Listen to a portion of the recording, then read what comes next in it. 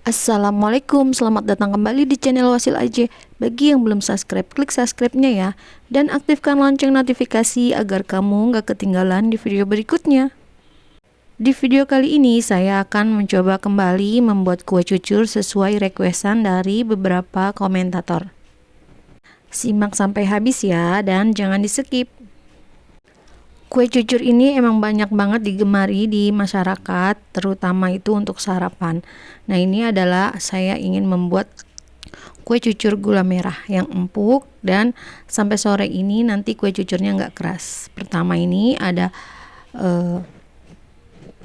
Pertama aku masak dulu gula merahnya. Untuk takarannya teman-teman nanti bisa lihat di kolom deskripsi.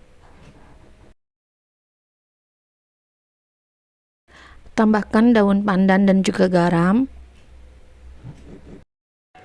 Kemudian masak gula merah ini hingga daun pandannya itu mengeluarkan aroma, daun pandannya itu layu, dan gula merahnya ini larut.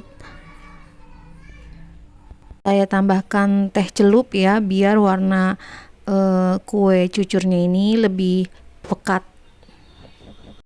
Setelah mendidih, ini dimatikan apinya.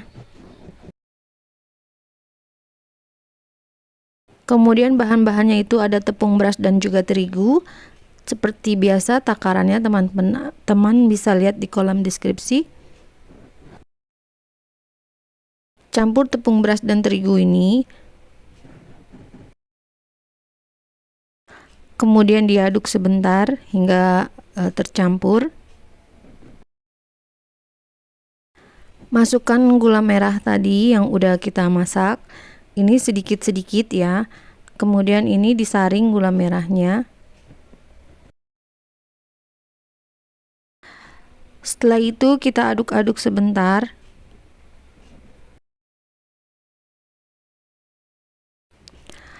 Setelah ini rata, nanti tambahin air gula lagi, sedikit lagi. Kemudian diaduk lagi. Kemudian diaduk terus. Ini diaduk terus hingga sampai 10 menit ya teman-teman. Nggak perlu pakai mixer, ini pakai tangan aja juga nanti kue cucurnya ini berserat dan juga empuk. Nah, ini kentalnya seperti ini ya.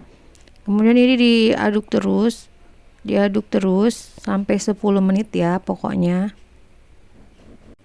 Setelah 10 menit adonannya kental seperti ini adonannya ditutup dan didiamkan ini hingga 6 jam kurang lebihnya. Setelah 6 jam ini tambahkan lagi air gulanya ya teman-teman.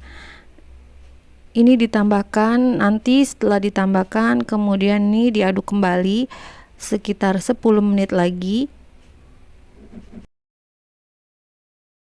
Ketika dia sudah mengeluarkan gelembung-gelembung atau buih, ini nanti kita tutup lagi adonannya. Nah, ini ditutup lagi hingga sampai besok ya teman-teman. Jadi nanti digorengnya ini sampai besok, jadi nggak bisa langsung digoreng.